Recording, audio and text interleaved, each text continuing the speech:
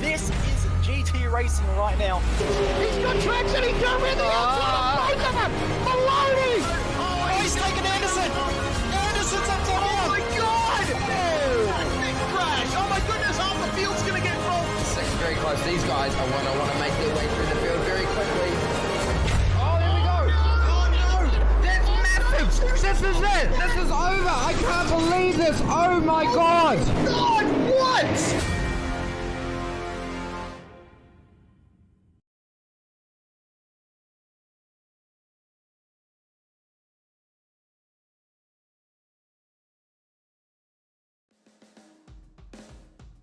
Welcome to Interlagos, Brazil for Ozicar Formula 4 Series on Simspeed TV.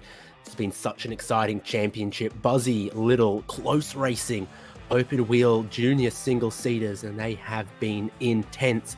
The source of some incredible racing over the journey so far. It is round 10 of 12 here at Interlagos, and what a championship, what a car, what a track we find ourselves at as well. With just 2 rounds after this on the line, a champion and an inaugural Ozicar F4 champion will be crowned. So to bring you all the action here, I'm David Haynes. Jason Fewens with me. Jason, we've been loving the action, we've been loving the racing, and this is certainly a circuit with 2 long straights where the slipstreaming this car is known for can work its magic. Yeah, well, it's probably one of the best known tracks for open wheelers. It's got a real rich history here in Brazil, going back right up to Formula 1. Some great championship deciders have been held here over the years. It's a ripper track. It's absolutely got everything. It's got tight switchbacks, corners, heavy braking zones, super long straights, lots of elevation. And no matter what vehicle you bring to this track, it usually produces really good racing. So really excited to see what the guys can put on tonight for us, the show that they're potentially going to deliver, because it is living up to the hype so far this season. That we're getting to the pointy end of the field, or pointy end of the season I should say, and it is crunch time for a lot of these drivers. I'd want to point out some corners that you could expect to see some overtaking, but knowing this championship, it's probably all of them, and some that you wouldn't expect. But of course, the Center S, a great place to make a move if you get a good tow up the hill, and it is quite a steep uphill from Junção all the way up past the start-finish line, and then of course that turn 4 there to see to Dolago. So about that championship then, as they stand, we come in to round number 10. Thomas Hinz able to successfully extend a little bit. Last time out, it was so close. It's still pretty close. He's ahead of James Chastanoff and Cam Dance. Pretty well a 3-way look for the championship at this point. Stuart Vaughan, Donald Sabinell still right there, and got Alex McKellar, Brody Shepherd, Sean Doyle, Nathan Verney, and Vasco Sarovsky to make up your top 10 in the championship standings. It's been all about the consistency in the Aussie car points schedule, if you want to call it. Definitely something that's been in motorsport news across the last couple of days, that sort of thing. But this is how we're going to race today at Interlagos. This is one of our Enduro rounds, so 30 laps or 50 minutes with a required pit stop. We're going to see a pretty flexible pit window, but certainly there's going to be some strategy up in the air with that. Are you losing time or are you gaining time in the pack? And that'll decide whether you want to pit early or want to hang it out as late as you can on that fuel. Qualifying has just wrapped up to set our grid for our one and only race tonight. Adrian Duke, what a performance there on pole, but it's the championship leader that he shares the front row with. Then Sabinell and Dance, Brody Shepherd and James Chastanoff. So your championship contenders inside of your front 3 rows. You've got Luke Fist, Liam Banks, Sean Doyle, Reese Howell, Nathan Verney, and Sean McKenzie for up front. And then our 23 car grid continues with David Bads, Dennis Hancock, Roy Clark, Warren Henry, Darren Shannon, Ira Felberg, Benjamin Wheeler, John Snell, who we might get some pictures of a little bit later, and Peter Bowling was the last driver with a qualifying time. We very well still might see Dean Russell, Kieran Ellis, or Darren Lesueur on the grid for this one. They're starting to pop up on the grid. Got any predictions what we might see, Jason Fields? Well, I think, like you just touched on, consistency is the key, and Thomas Hinds is leading the championship, and he's got it all to lose. So we saw at the Roval last round, quite a few of the leading contenders getting quite a bit of trouble. So tonight, I think Thomas is just going to have to play it safe. I think he's got the speed. Obviously, starting on the front row, he's got a clean track, but he's also got the race expertise. I think he's going to come through and maximise his points here tonight and extend that lead. Good looking grid starting to form for our Enduro round. We've had some very short, sharp races across the championship. This one, a little bit longer. What flavour is that going to give us in Brazil? 15 seconds to lights out. You can still see a couple empty spots on the grid. That means we are going to go the full way through the countdown. Your drivers waiting, and critically idling and burning a little bit of fuel as they wait as well. Surprising to see those empty slots there. The lights come on.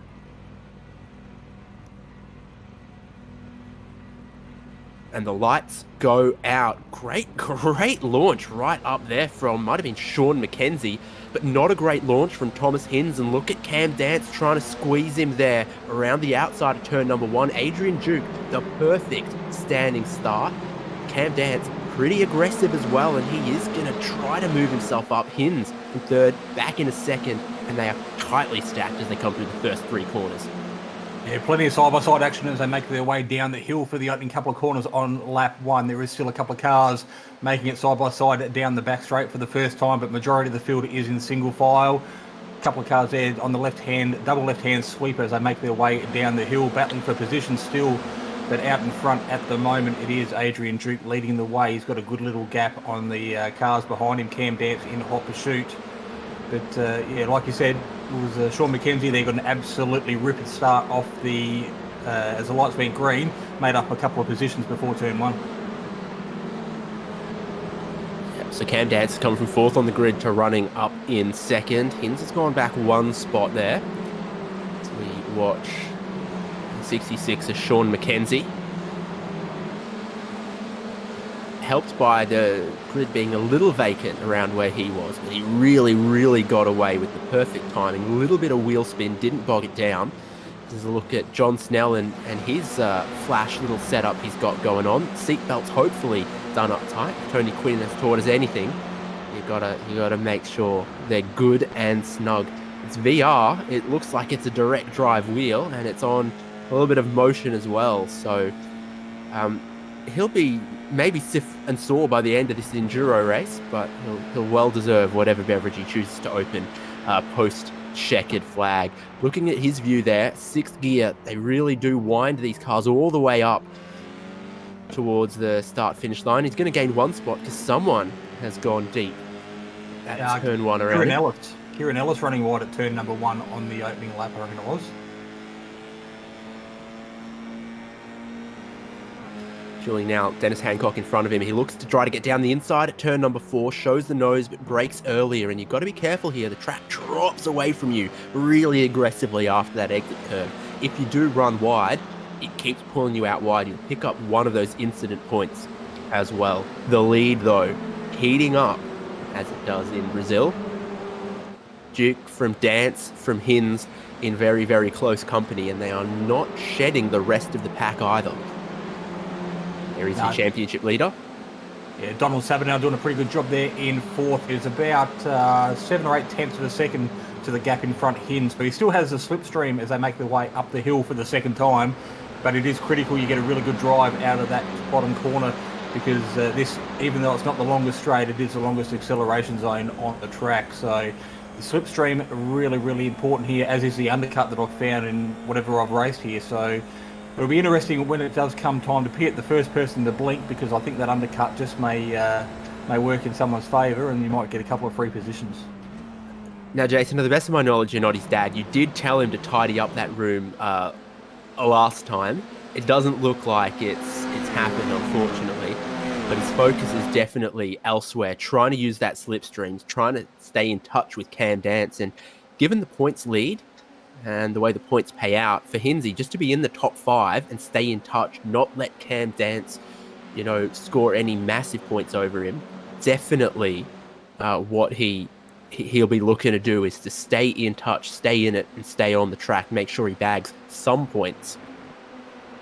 Yeah, well, the other aspect to think about and consider is also your fuel saving strategy. So at the moment, he's got no pressure from behind. He's probably sitting pretty comfortable behind these two in front while they punch a hole through the air and lead the way. We've got a little bit of incident in the background. Hopefully the rejoin there will be nice and safe. Looks like everything's okay.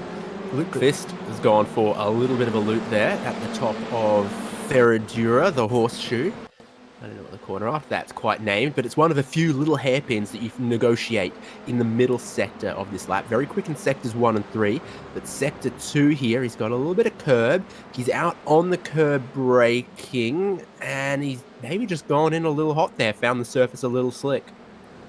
Yeah, it looks like the back stepped out of him right on the apex of the corner. We'll just jump on board. We'll see exactly what the steering input was, but once that back goes around, you've got to be pretty quick to catch it. And he might have just got caught up getting a little bit close to the car in front and hit the brakes a little bit too hard. And as a result, a real small spin. Lost a little bit of track time, couple of positions, but more importantly, we're only on lap 4:30. He's still got a straight car, and he has got a long way to go before the checkered flag drops. So there's still plenty of time to make back some positions. He had shown some good speed on the opening lap, so we'll see what he can do. The duel between Dennis Hancock and Benjamin Wheeler in effect through the S's here. Pretty sure I was right. There is, yeah. Dennis Hancock now trying to cut back to get that spot back. Down the inside of turn 4 he goes. Narrow entry, has to give a bit of space on the outside. They do get close once again for, what, the 5th corner in a row, I'd call it. Looks like Hancock might just control that one as they get to the twistier middle sector where it's tougher to pass. Yeah, I have seen cars go side by side through there, but you really, really have to be careful what you're doing. You look at the back of currently P8. This is Reese Howe. He is under a little bit of pressure from David Baz and Sean Doyle in the background. They're just rounding out the top 10. But very considerate drivers here. We've seen Baz pull up some really, really good results throughout the season so far. So we know he's got good speed. Looks like he's got a really good run up the hill as well. So you might just stay with this and potentially see a good little battle and a change of position under brakes at the end of this lap. Yeah, there's your leaders. They're getting close. I'm all eyes on this gap between 3rd and 4th here. It keeps fluctuating under a second, over a second.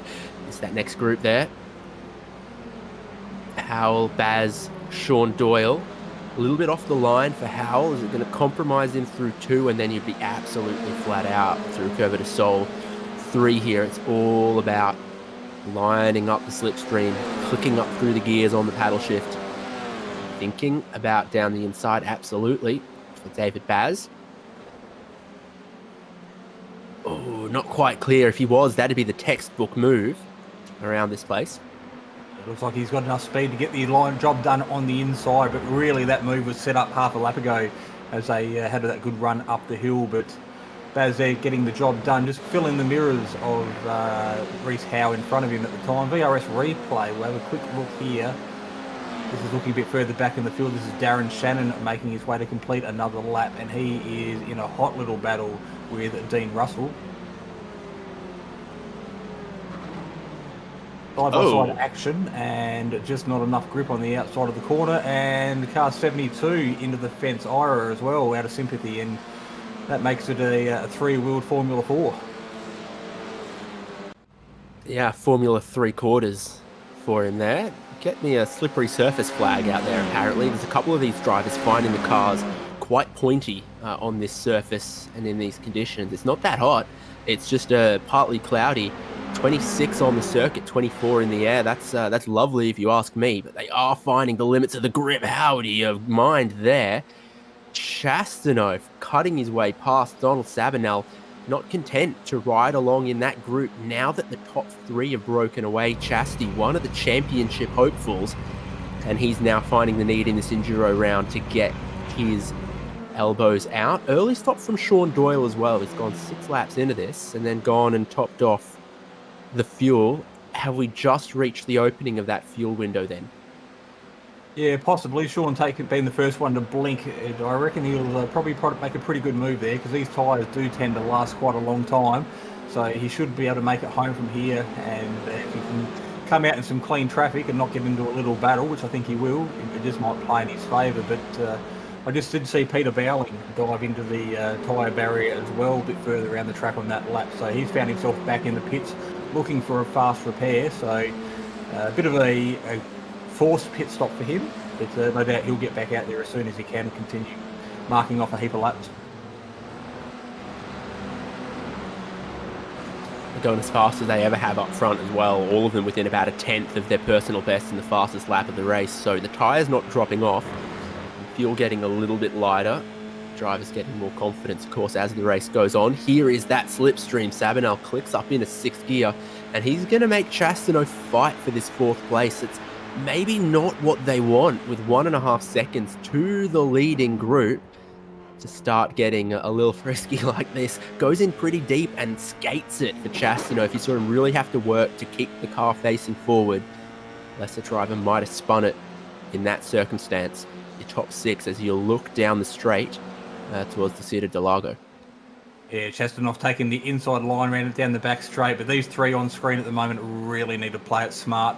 Last thing they want to do is keep tripping over themselves. It's probably best if Sabanel decides to sit in behind Chastanoff or vice versa at this stage and use each other's speed to catch up to the guys in front. Otherwise, they're just going to drive away, and it'll be a lonely race for these 3.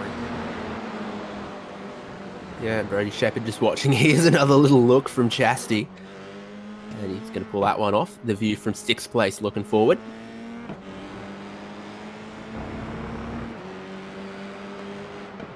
Just looking from Brody's car, he's probably getting a little bit frustrated with this back and forth in front. Chastanoff seems to have the speed at the moment to lead this pack, so if they keep tripping over each other, they can just find themselves in all sorts of drama. But Donald Sabanel might just pay to sit underneath that rear wing of the Banter Alliance Racing Formula 4 and work as a team and try and catch those guys in front. Probably pretty critical at this stage of the race.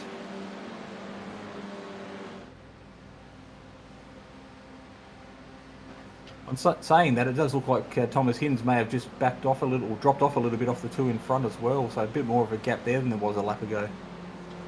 Yeah, last lap not where Hinsey would have expected it. Not sure what has happened there, but even so, this battling of these other 3 hasn't let Hinds create that bridge that could bring them back up to the leaders.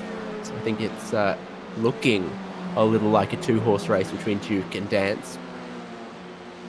Well, Chastanoff and Sabanel, they're going through that left-hander, a bit like Verstappen and Hamilton did just 12 months ago while they were fighting out for the championship side by side. But this time those 2 managed to stay within the track limits and continue on their merry way. So a lot of respect being shown out there at the moment, and sitting in P7 at the moment as well is Liam Baz, just in that pink car. You can see him getting ever so close to those guys in front.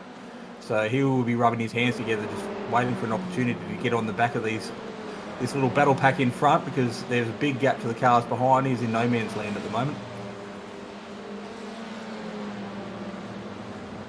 Kind of critical, like some of the circuits we've been to, Phillip Island and others, there is a real pack racing mentality to this place. There is a lot of time to be gained in that slipstream, and you start dropping off when you start battling and the cars in front can get away from you. Here's Brody Shepherd finally starting to have a little bit of a go, so he's going to follow the wheel tracks of James Chastanoff, look to get around the outside of turn number 1. It does look super slippery off the racing line in 1, but when you hold it, bada bing, bada boom, you get that racing line for turn number 2, slot back, and now got to strategically try to pick up the slipstream. So David Baz on our screen at the moment. Looped it right as I was talking about how slick it looks in turn 1 and 2. So he's got battle going on behind him, and maybe just caught looking in the mirror at the turn-in point, and it's bitten him. Yeah, it doesn't look like there was a lot of input there on the steering wheel until the back stepped out and he tried to catch it. But very lucky there, the other cars made it through. Just he managed to spin and stay off that racing line as the rest of the pack come through. Have a look in pit lane just very briefly. Got someone in there at the moment also diving in for an early pit stop as well. So we'll try and get an idea who that was. Oh, that is a wheel failure. That is a problem for John Snell. The wheel in his hands has snapped left. So one part of the fancy rig we saw, it's not worked for him. Something's come unplugged, maybe? Oh, look at that. Yeah. Bit of a waiting game. That is locked hard down, isn't it? I think it's upside down. It looks upside down to me, but that wheel is well out of what my bank account will allow me. Yeah, these direct drive wheels, they can be pretty strong. So if they go like that and you're not hanging onto them tight or properly, you can do yourself an injury. So looks like he's still got all his fingers there intact at the moment, but absolutely not the start that he wanted to the race. So he'll give him an opportunity. He'll get towed back to the pits. He'll have a fast repair, but as long as his hardware in front of him is good to go, we might see him back out on track. Your leaders are cracking on with personal best pace for Adrian Duke. Cam Dance with him, still a second and a half to Hins behind that. And we look back for the battle 4th, 5th and 6th on your screen at the moment. It is Chastanoff, Shepherd, Sabinow and Banks in that pink car in the background. Looks like he's not quite making the ground that I was talking to him up a moment ago. So he's found himself playing a catch-up at the moment. But Brody Shepherd doing a pretty good job. He has got past Sabinow. We saw that move get done a couple of laps ago, and he is now putting the pressure on James Chastanoff. So if it wasn't the green Milo car filling up his mirrors, it is now Brody Shepherd in that full send Formula 4, making their way up the hill. Very good run. Slipstream are going to be really, really important as they make their way up the hill here. Really only one line through this part of the track but until we get down to the braking zone. But I'd imagine to see Chastanoff hug that inside wall and make his intentions on the inside for turn 1 known pretty clear. Wait and see. Shepherd looked good around the outside in previous, but not this time. But that is in super deep from Chasty. He has that wiggle again. Shepherd gets through. Donald Sabinell lines up next. So just not finding the rear grip as the track sort of drops away. There is plenty of elevation in points around here. So you really drop away between 1 and 2. You come uphill out of 5 here. Oh, he's back. And his wheel just looked upside down. It's a very, do you know what? It reminds me of the butterfly rim that Williams run in F1. Yeah, good to see him back out there rocking and rolling in his rig. So he will be back out on track trying to make up for some lost time. But I would imagine he's probably fueled up. We do have, 19 laps to go, and he should be able to get home from here with a full tank of fuel. So find himself down in track position, but a lot of the cars in front are still yet to make their pit stops. So we keep a close eye on that, and we can see what he does by the end of the race.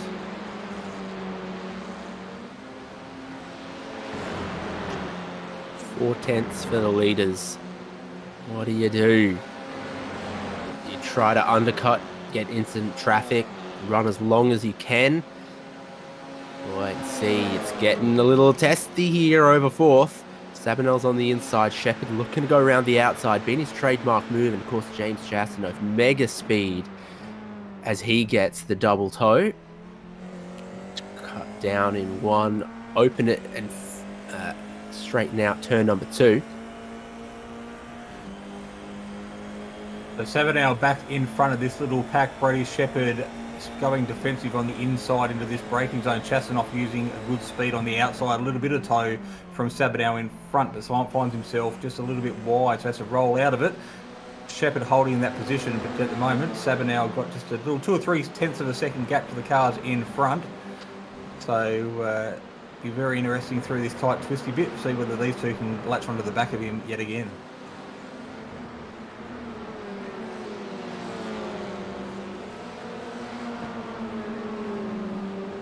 Certainly close between this group.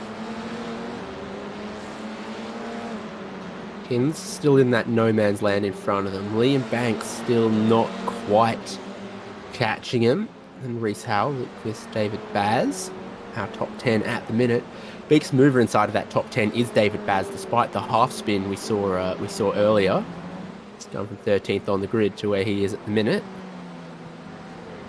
Dennis Russell's doing a really good job too, just sitting outside the top 10 in 12th as well. So he's up 10 positions from where he started at the beginning of the race. But looking around through the results at the moment, it looks like the battle between Dennis Hancock and Roy Clark's probably the closest two on track at the moment, apart from these two on our screen, which are battling for the lead. So plenty of little battle packs still forming throughout the rest of the field. Clark here has been tucked underneath that back wing of Hancock there for a couple of laps now, so got plenty of speed but unable to get the job done. He looks for the wide way around the long way around this section here. We'll see what he can do in the braking zone. Not quite. What we did see is a couple of drivers starting to pit now. So Dean Russell, Warren Henry, both of them look like this is just on schedule. What do we got? 7.5 seconds of fuel for Russell, 5.7 for Doyle, 8 for Warren Henry. So, relatively speaking, Sean Doyle a little on the short side from what we're seeing from others so far. Right, back out into the group here.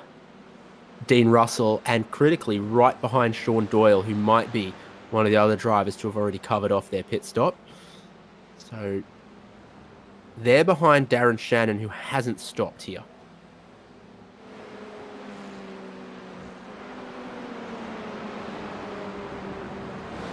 Change of direction, a little bit of elevation there. Car does get quite light, but looking back further up the field, this is still the battle for 4, 5 and 6 on your screen at the moment. They are off the podium, but this is the first one out of the group to blink. It's Brodie Shepherd diving into the pits to get his pit stop done just before the 50% stage of the race. So he's going to pretty well split his race into a 50-50, but I would be very surprised if these two cars on screen didn't follow suit the following lap to try and counteract that undercut. Yeah, there's quite a lot of them doing it now. So we saw Brodie Shepherd pit. Reece Howell from just behind him stops as well. Next time around, maybe expect another fair chunk of the field. So,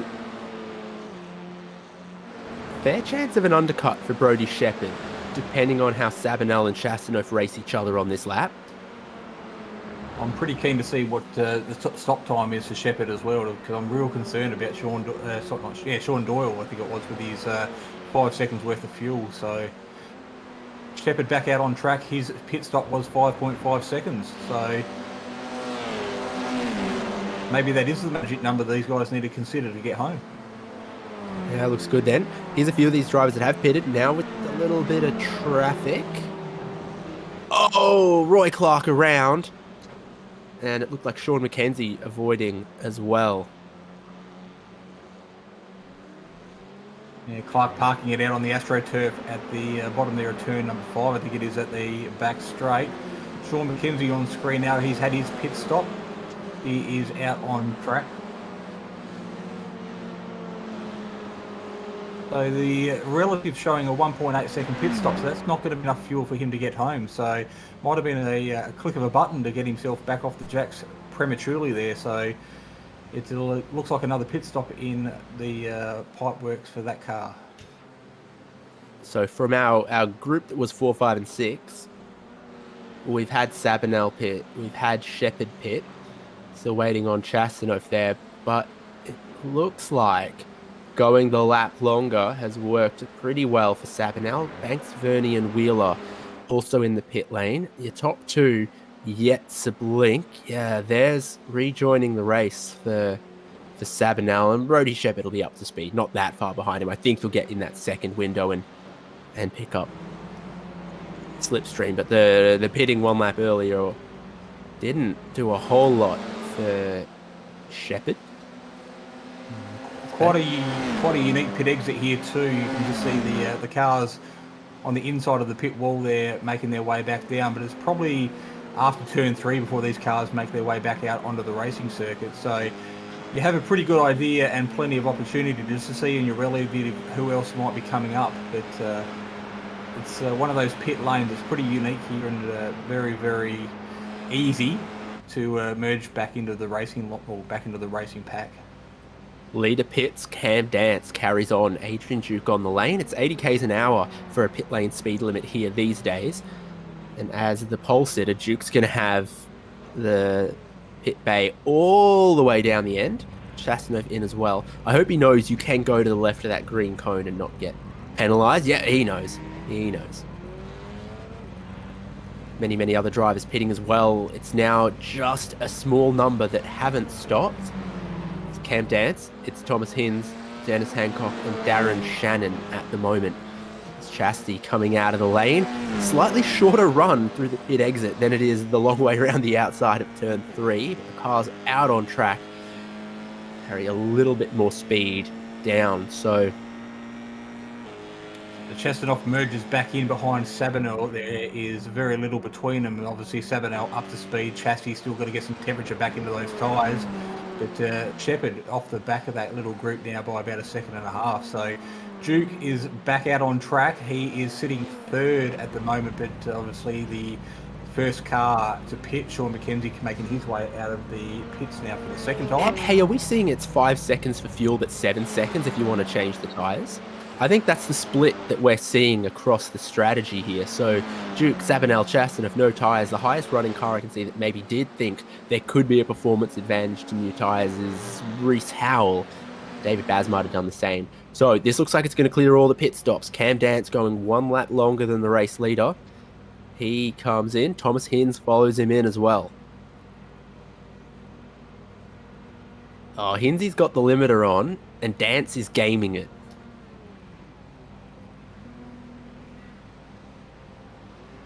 They're making their way around at turn number 1 while our leaders find themselves in pit lane. Super quick stop from Hinz as well. He's gone 4.6 on the fuel, so he almost might be catching up to these other two. We'll see how it plays out on the outlap.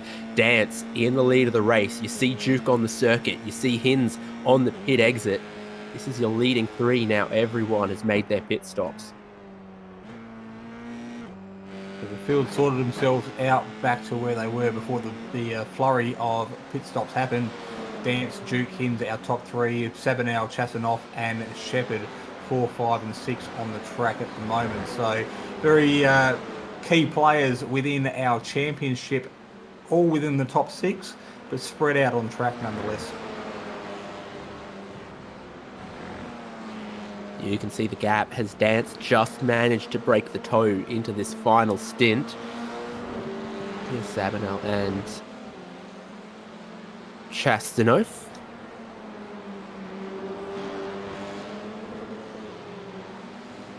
Meanwhile, poor Sean McKenzie, we thought he got a great start, but actually it was a jump start. He got a penalty for it. And now, what is happening here for the fella?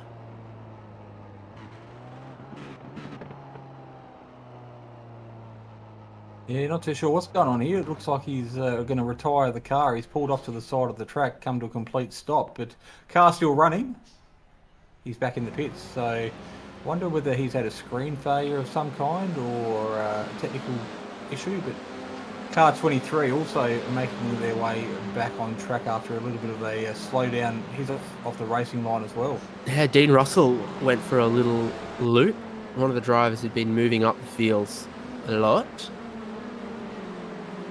And it's a little bit later. Pico de Pazzo, I think, if I get my Portuguese right. Here he is. Whoop. Just too aggressive, too early. Oh, very good awareness there. That might have been Sean Snell there, John Snell, just being very aware of the re-entry there in front. So pulling it up in time to avoid any contact, but had to stop his run through this particular corner we're watching on screen now, as positions 4 and 5 make their way through. This is the Sabanel and Chastanov battle still going on, separated by just under half a second, and realistically these two haven't been separated by any more than that for the duration of this race so far.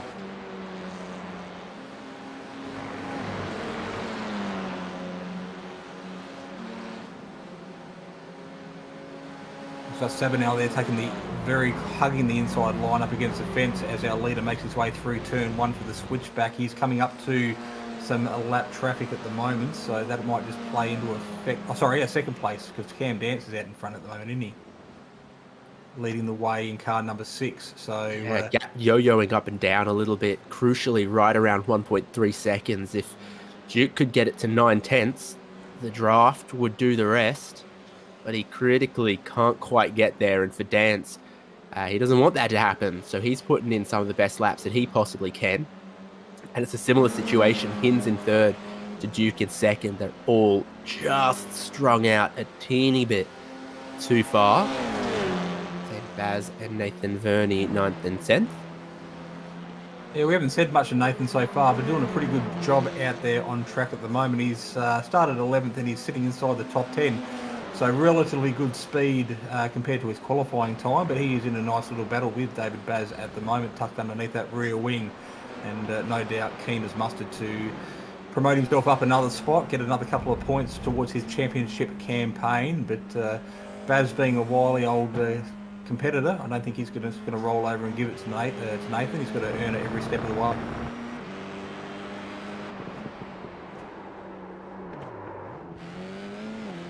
A little bit of pressure. Yeah, bit of smoke. We've seen the slow corners are proving a bit of a challenge this evening. So Verney not able to get the job done there. He might have taken evasive action to avoid the back of Baz and lost a bit of momentum. So Baz holding out for this little battle for the moment. Again, looking at a VRS replay, car number 74 on your screen. This is Sean Doyle, up 3 positions from where he started the race some 19 laps ago.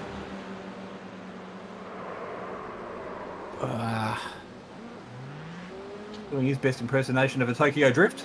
Back into first. Stick the jandle down, and away he goes again. So he doesn't lose any positions, loses a little bit of track time. Bit too much curb unsettles the car for Shepherd through turn 1 as well. Just going to show that you push on, and there are some challenging parts to this circuit. The pit stop phase just really hasn't quite worked out for him, has it? He pitted maybe a little too early, and Sabanel and Chastanov have left him for dust. Might be just be interesting to consider that which of these drivers did actually change tyres, because we are 2/3 of the way through this race. It might be just a tipping point where these tyres are starting to find a little bit of grip issue, and sacrificing a couple of seconds at the pit stop very well may pay off for a couple of these drivers deep further in the field. Yeah, hard to say though, because Sabanel and Chastanov didn't take tyres, and both of them had just set their best laps of the race. So yeah, they're pretty durable, and this is a pretty light car, especially in the grand scheme of the rest of the world of open wheelers, your heavy cars in F3, F2, F1 and IndyCar these days. Anyway, we were looking at the battle for on track at the moment. This is car number 40, Dean Russell. So again, up a handful of positions, started 22nd and 14th, 13th, 14th, 15th and 16th on your screen at the moment as they make their way through the bottom part of the track to get that run up the hill again. Looks like a really, really good run there from Dennis Hancock. He looks to go around the long way, which predominantly isn't going to work. You got to cover more distance. But Wheeler's got the speed on both of them. He's just to the left here. Going to try to slot the gap in the middle if he can. Oh, he can't quite follow down the inside there. Oh, now he's going to try. Come across a lane. Indicate. Merge.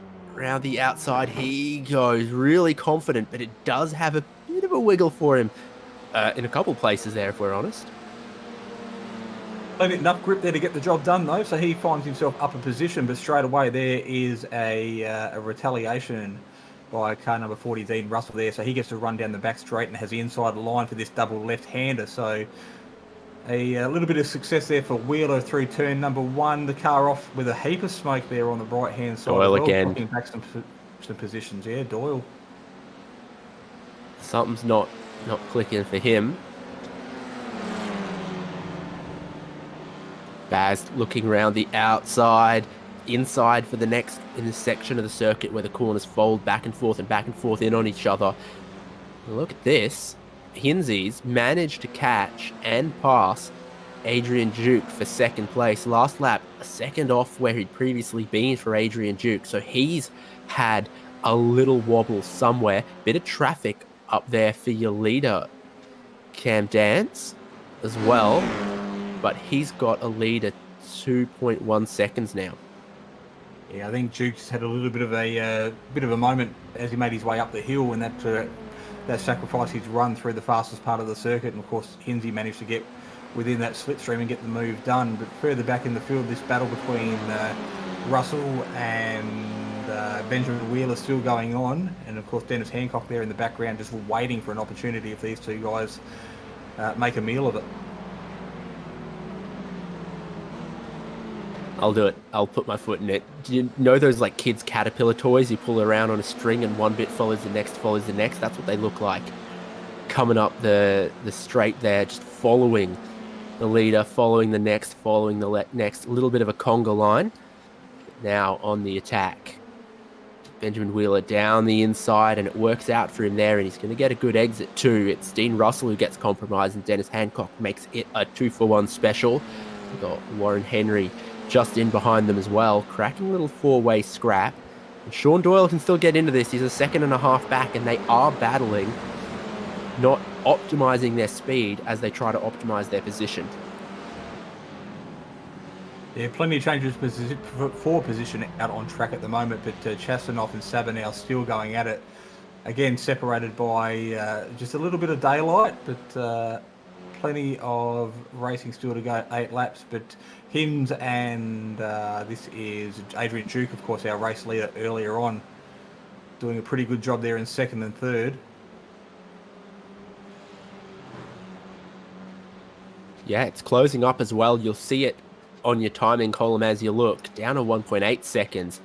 Dance to Hins. Whoa, down a little bit more now. Something's going on there, maybe.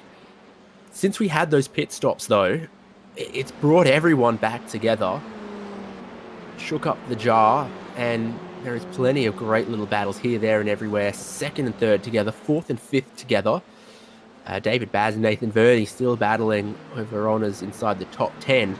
And it just keeps growing around Benjamin Wheeler and Hancock and Russell, because Sean Doyle has caught them.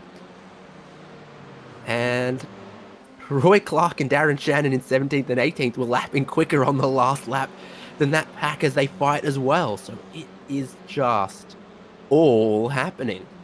Yeah, what once was a little battle of 3 has quickly turned into a battle of 6, and without too much encouragement, I dare say that little group can grow to a couple more cars yet. So it's going to be interesting as the final laps count down, because one little mistake and you could easily lose 3 or 4 positions. So probably most critical for these guys here to keep their head screwed on pretty straight at the moment, because one little slip up and you could find yourself at the back of the pack, and that looks like a couple of teammates getting together.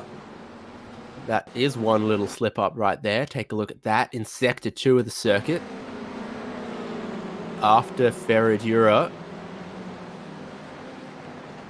Sort of as they downshift into second and turn in. Yep. And then the evasive action creates the same response.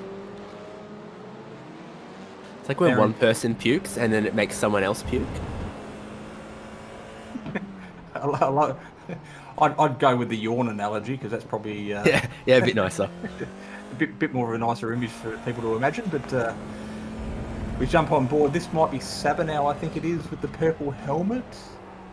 So he is leading the way. Still got Chastanoff tucked underneath his rear wing.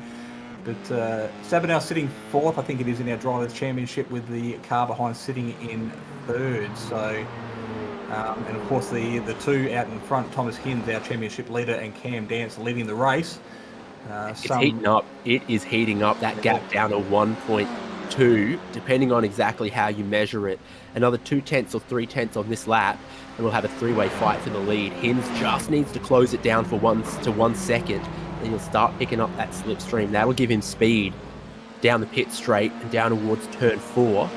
Rubber band him up towards that leader. Look at the last 3 laps there, just chipping away at it.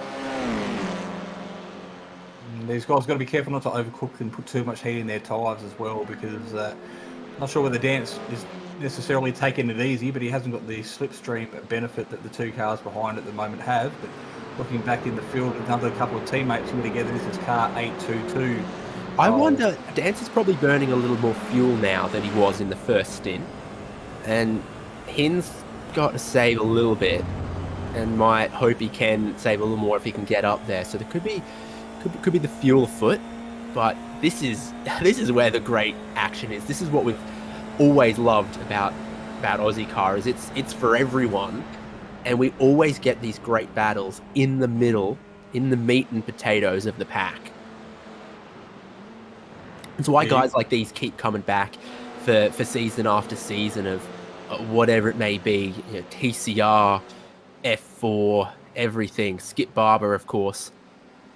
Formula V. We've tried just about everything here, all sorts of different concepts, and a lot of these drivers are long-time Ozicar competitors as well. So Sean Doyle, Dennis Hancock in this little group here have been around as long as I can remember, and big supporters of the Ozicar series, because it's... And you remember when colour TV got invented? Well, I had to go around to the neighbours to watch the colour TV when I was little. Good stuff. Great battling, and they have caught at the lead there. Hinz has got the tow hook on Cam Dance.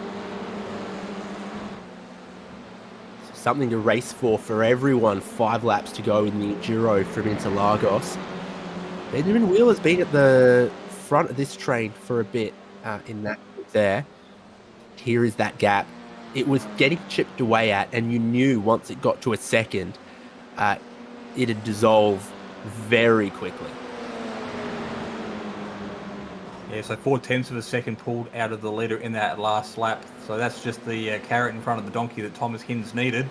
Meanwhile, back in the pack, with this battle of 5 still going strong, Wheeler's still managing to lead the way, but they're scrapping for the minor positions in the background. Dean Russell looking pretty racy here at the moment. Yeah, he is. He's been pretty racy all race. Was running in 10th before the pit stops. Little spin or two put him back to this group. What a yo-yo performance for Sean Doyle, according to that graphic. Yeah, no doubt Donna's there in the YouTube cheering on Sean to bring this one home. He's had a bit of bad luck in the earlier parts of the race, but he's got his hands full at the moment. There's Cam Dance out in front. He still leads as we tick over with 4 laps to go. Puff of smoke in the foreground. So this is the first of the lap traffic. That might be Roy Clark. I think they're just trying to get out of the way. So he'll hopefully stay left as the leaders fight for position. Thomas Hin pulling out from the T2 position and challenging for the lead. They'll get through cleanly. There was some drama in that second pack, but it's drama for the lead. Nose to tail. The focus has switched up for Hinzy. He's looking for the inside here. He's showing the nose, trying to get down the inside at Ferradura, and I think you can make that move work because the next corner, a right-hander as well. You want to be at the inside there. 3 apexes in a row. He's in the prime position, but Dance won't give it up when the circuit switches back to the left at the bottom of the hill. He has got it. Adrian Duke doesn't know where to watch, where to go in this as well. He's right there if these two tangle and tumble. You can see the back concentration in Thomas Hibbs' eyes as he looks for an opportunity from Cam Dance in front to potentially make a little mistake, but Cam Dance has done enough laps around on this iRacing service in the past to know what he needs to do to potentially bring this home. But Thomas Hinz also absolutely no stranger to success here on iRacing in many different formats. They go side by side down the main straight, and there will be 3 laps to go this time by. It looks like Duke looking for a way around the outside, trying to get the slipstream from Hinz, but Dance with the inside line does enough to stop the switchback from happening as they make their way around turn 3, and Duke with a really good run down the inside now as well. He'll tuck underneath Dance, see what we can do here into turn 5. Under a blanket. You can't even see Adrian Duke. He's back there somewhere, trust us. And he decides, I'll roll out of the throttle a little early here. And yeah, aggressive from your championship contenders. Hinz runs it a little off the road just to try to float that momentum back up the hill. Yeah, these two out in front really have to be careful because they could throw away a heap of points for Chastinov sitting back in 5th at the moment. So if these two contenders in P1 and P2 at the moment do happen to rub wheels, not only will it benefit Duke, but also the P2 sitter in the championship, James Chastinov.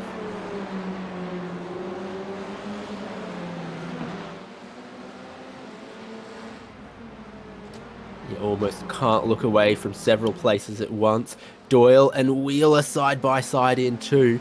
Doyle round the outside holds it. That's the short run then through turn 3 and his teammate follows suit. This has got to be where the slipstream is at its most powerful. It's uphill. It's a long, long run. Hinz pulls out of it, gets back in for a second helping. Try to pick up a side draft, looking for around the outside of 1. And Duke gets 2 plates at that buffet. And we'll just watch and wait and see what happens. 2 laps to go. This has been an enduro round, but it is boiling over now at the end. Yeah, that was pretty much a carbon copy of what happened the lap before, with Thomas Hinz looking for a way around the outside and Adrian Duke using the draft benefit as well. But as we stand on track, nothing has changed. Hinz looking for a way around the outside yet again.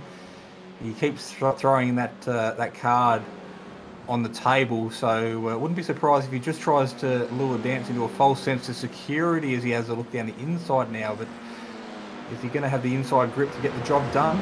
Hinzy's got it. He can block off a little bit, super deep around the outside for Dance, finds some grip there. And guys have been struggling for the grip at the apex of that corner. It's where we've seen about half of the spins. Shoes are on the other feet because this time Hinz goes around the outside of the left-hander, has the inside at Pico de Pato, and he has got the lead, and he will lead them as they come up the hill to the white flag.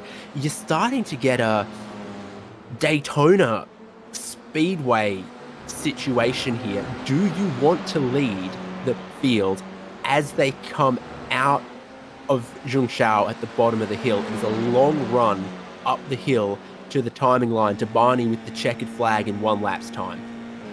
Yeah, I think you might, because Duke is sitting there in P3. He is looking for an opportunity to capitalise on this here. But you just see if that was a situation in 1 lap's time, I think Cam Dance just might have Hinz had it. Done. Hinz had it by 2,000ths as they crossed the line there in that mock drag race.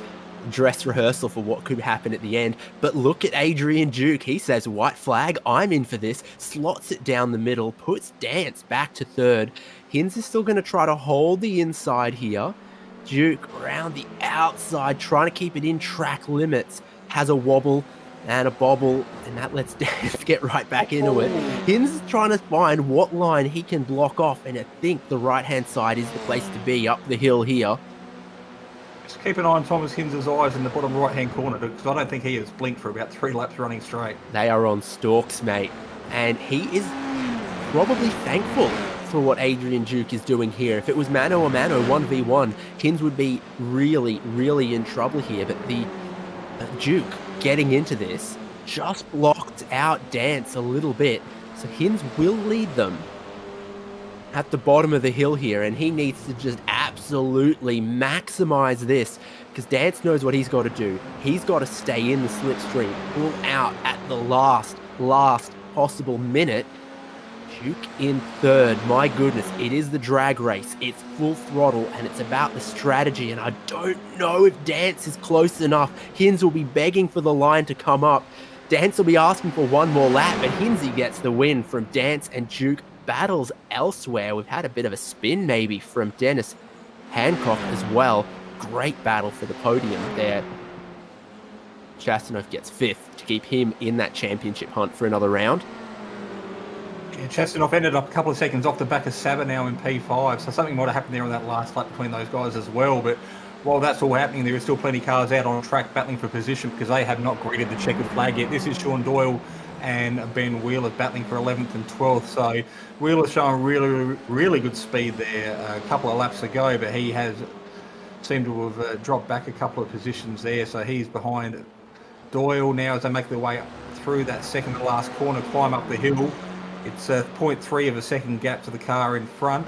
He will have the benefit of the slipstream, but like we just saw with Dance and Thomas Hinds maybe a little bit far back to actually get the move done, but never say never.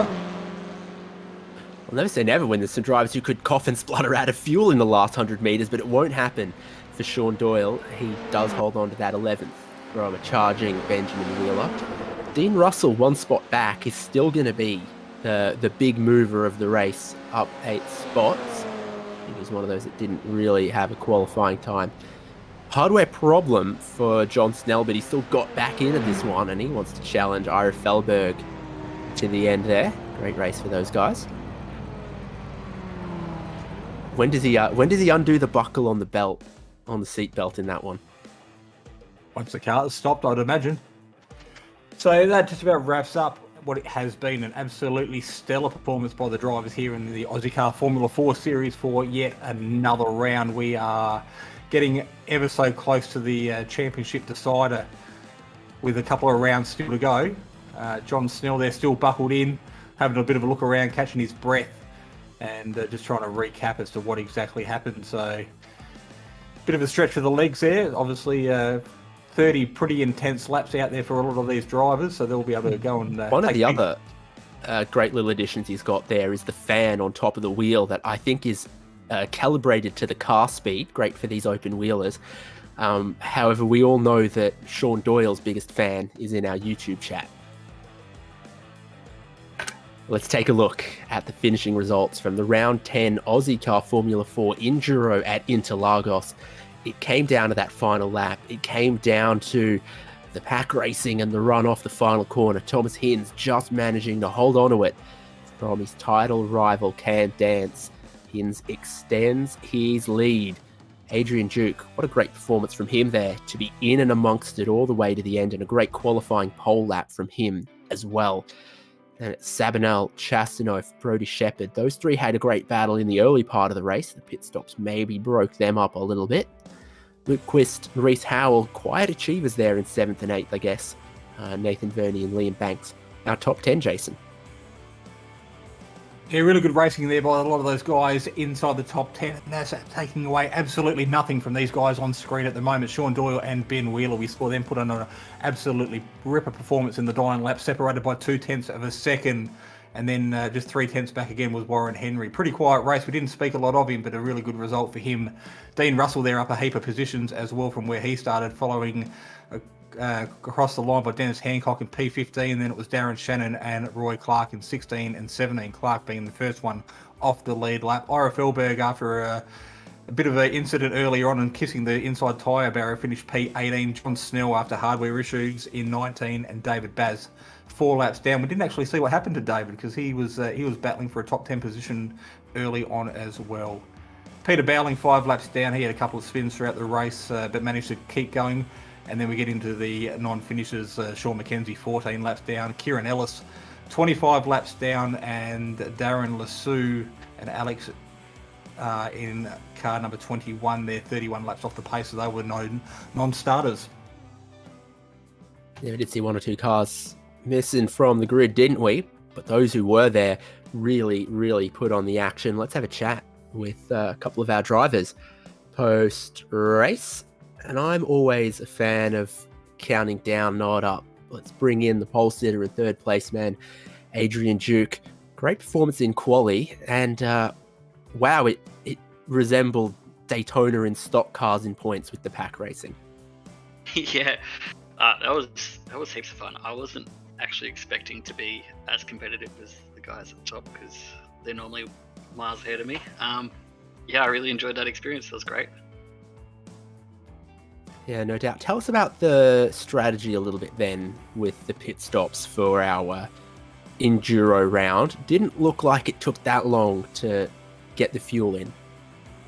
No, it was 4 seconds and caught me a little bit by surprise. And I wasn't actually sure how much to refuel because my little crew chief guy kept changing the refuel amount by 1 litre, so I went with the conservative option. Might have slowed me down a little bit, but I think Cameron was going to get me with the overcut anyway.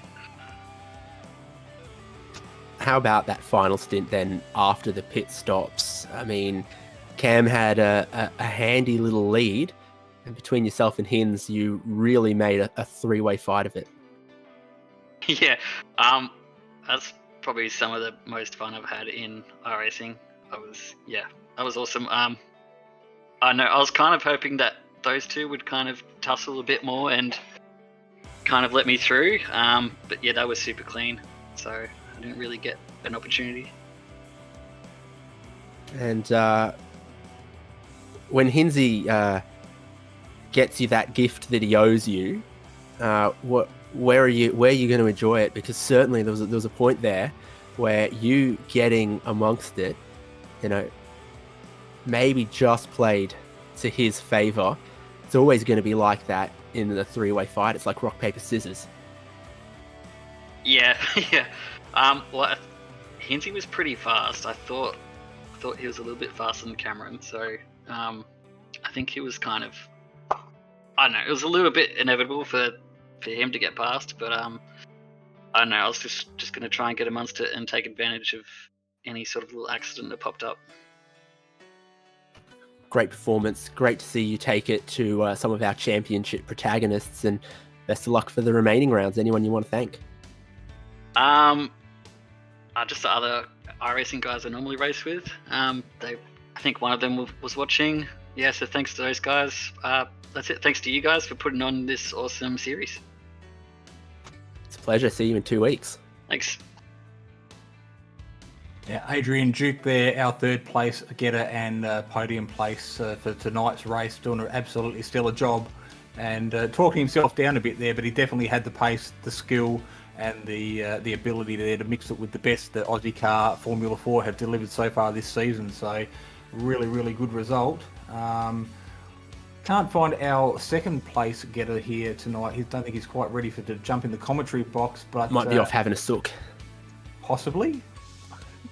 But someone who won't be sooking, someone will be celebrating in style, will be our race winner tonight for round Enduro. This is Thomas Hinds. Hey Jason, hey, yeah, wow, that end was something. That was something. Yeah, I didn't quite think I'd be able to get it, but yeah, got it, and was able to hold it just by the literal skin of my teeth, as that literally did the first cough as it was like 5 minutes from the line. So that line was about 20 minutes longer. I probably wouldn't have kept that. So yeah, it was pretty insane.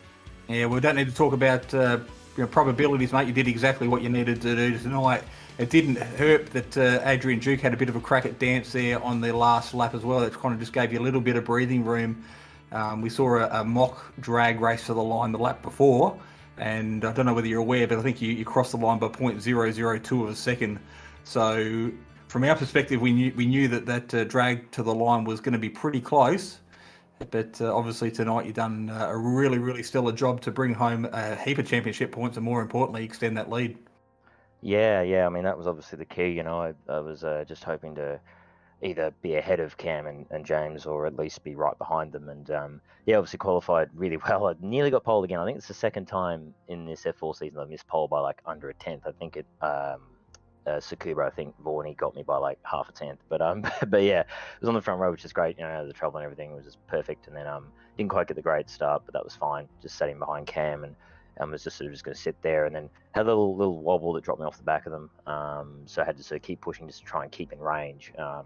And yeah, sort of after the stop, obviously we're a bit spaced, and I was sort of thinking, I need to hope Adrian gets to him and sort of fights him. And obviously he was just sitting there, and then Adrian made a mistake, got him, and then I could see I was closing on Cam, and I assume it must have been fuel, is my guess, because obviously I think he had a similar stop to me, and I was on like a line ball pushing hard, so I guess that he must have had to have saved a bit of fuel. So that gave me a chance to really and get in slipstream and set him up, and it thankfully worked out. But it was great racing, awesome racing with Cam as always, and same to Adrian. It was just a fantastic battle at the front, so I'm sure it made for great watching for the fans as well. Yeah, there was plenty of on-track action. We did talk about throughout the race different strategies that some of the drivers may have played out, and I thought you might have been conserving fuel in that first stint to hopefully create a bit of an undercut at the pit stop. And did you find the tyres wear significantly towards the end of the race, or they still had plenty of grip?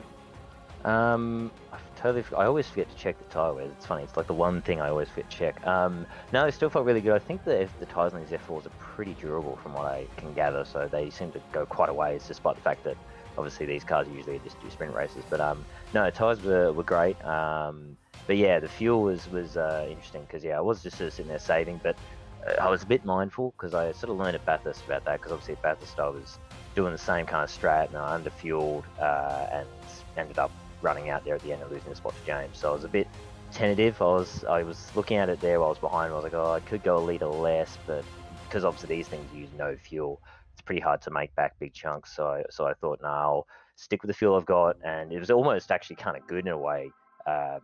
When I dropped back because I was able to push hard and I could see that even pushing hard I was just on the bubble of fuel, so I was like, no, this, if I leave it where it is, I should just have enough to get there, and thankfully it was bang on. So yeah, worked out.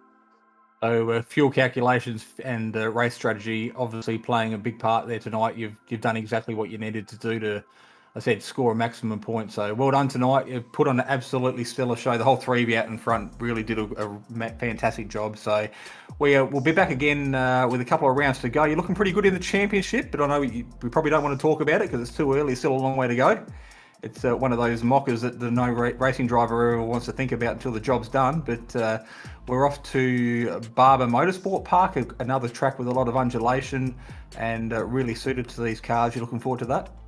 Yeah, no, Barber's an awesome track. It's another one of those ones, one of the hidden gems, I think, in iRacing. Unfortunately, it's one that doesn't really get much love, despite being just a great track. But there's not many cars. I mean, I've driven a fair few cars around there, and pretty much everyone has been good fun. There's not really been a car that I've driven around there that I haven't enjoyed. So obviously I haven't actually done their F4s around there yet. So yeah, it should be a lot of fun though. They seem to work around a lot of tracks. Pretty much every track this season has been surprising. There's a few that I was sort of looked at and went, I don't know if that's going to be that great. Even Interlagos here, I thought, it's a pretty big track. It might be a bit boring in these things, but no, it was really good fun. So yeah, I think it'll be an awesome, fun track, and yeah, just hopefully just keep doing the same thing. Just keep banking the results, and yeah, trying to get any drama is pretty much the goal. So we'll see if I can keep that going next round. All right, mate, we'll let you go. You can go back and watch the replay and just see how exciting it really was, because there was plenty of battles on track, mate. Well done tonight, and congratulations on your championship increase, and we'll see you in a fortnight's time. Thanks, man. Thanks, guys. See ya. Don't forget to cash the deposit on that empty bottle. Yeah, I need to do that. Yeah, I necked it before I started, so I didn't have anything for the finish, but which is kind of a mistake, but that's okay. So Great stuff. I don't need the energy. I don't need the energy because I need to head to bed actually. So yeah. Well, make sure you've got one on hand for the if you win the championship, mate. We want to see a shoey on the web screen. Oh boy, that's dangerous. We'll see how we go. I won't promise anything because it's a bad idea, but we'll see. Look, watch your space. The kind of insight you can only get on Simspeed TV, and hey, we successfully negged him. Second place, Cam Dance is going to join us. Cam, we've loved the sort of sprint race formats of this championship so far this round. Some really, short, sharp stuff. But I feel like that 50-minute race was just really good viewing right now. Yeah, I mean, it was a really, really good race in general, to be honest. There was a lot going on, and obviously, even though it was 50 minutes long, it was still pretty action-packed. Like, I don't think I had time to rest the entire time, even though, like, there was a few occasions where it was, like, a bit of a gap behind, but it was just so competitive that it was just really, really good at the end of the day. You got a really, really good start on the first lap if we wind back to that as well, and that probably helped you stay in the hunt too. Yeah, 100%. I didn't actually expect Hinsey to get as bad of a start as he did, to be honest. But yeah, based on the pace that the top three had, me, Hinsey, and Adrian all had, it was going to be really, really close regardless, I think, regardless of the fact that I got a good start. So yeah, it was really, really helpful. Obviously got us into second, and then we just sat behind Adrian and fuel saved pretty much most of the way. And then, yeah, pit stops happened, we came in front. But yeah, it's one of these cars that the standing start's not really overly critical to, especially on these sort of big tracks where it's more about just keeping in the draft than anything else. And there's still a lot of racing to go in this championship. Finishing every single one of them's going to be important championship-wise. Yeah, 100%. The margins aren't that big at the moment, and with drop rounds as well, it's really going to be very, very critical to make sure you finish all the races coming up. And also making sure that you're scoring a good amount of points as well compared to everybody else. So we'll see how we go. I'm starting to lose hope that we're going to win the championship, but we'll give it a red hot crack to at least finish second or on the podium at least. Do you have at hand what cars you have won championships in Aussie car? Because I can definitely put Skippies and V's and other things to your name. Is the F4 one to pin to the board? Well, hopefully it's going to be the F4 added to the list at the moment, but it's only the Formula V and the Skip Barber at the moment, so hopefully we can add another car to that. But yeah, so far I'm not going to complain with the number of tiles we've got, and adding another one would just be as good. We look forward to seeing you for the remainder of the championship, especially if you're going to race like that. Who are you going to thank? Yeah, so shout out to all the boys at Orbit Motorsport and the crew, as always, and then our partners, Hybrid Tune, Demon Tweaks, Fight CRC, Sim3D, you boys for the awesome broadcast as always, Ira for the awesome series as always, and all the boys for the awesome racing. Delightful. Well, that's going to wrap us up from the Enduro round at Interlagos in Ozicar F4. Make sure you join us in 2 weeks' time for the penultimate round from Barber, a really, really challenging circuit. Great one for these kind of cars. Medium speed, medium length, and hopefully that'll be really, really good. Make sure you subscribe to us on Simspeed TV. Hello, emergency services of some kind. They're not for me, don't worry, or any of our drivers. We look forward to seeing you on Simspeed TV for that penultimate round. Thanks from myself, David Haynes, and Jason Fewens. Jay Kennedy producing. See you then.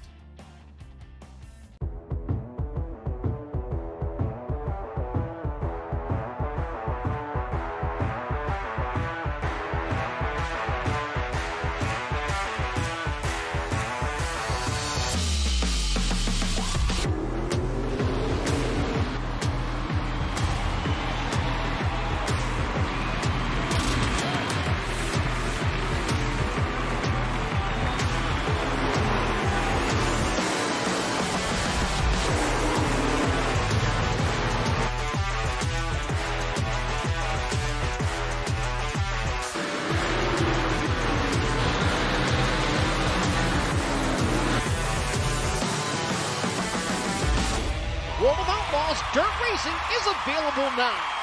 Download your copy today.